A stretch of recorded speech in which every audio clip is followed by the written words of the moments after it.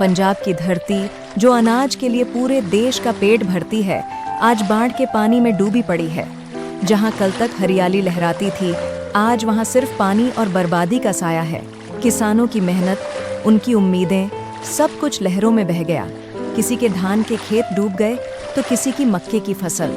खेतों में खड़े होकर किसान सिर्फ रो रहे हैं। उनके पास न खाने को बचा है, न बेचने को।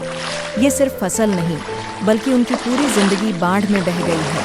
सरकार और प्रशासन राहत देने की कोशिश में है, लेकिन किसानों का दर्द वो शब्दों से नहीं, उनकी आंखों के आंसुओं से दिखता है।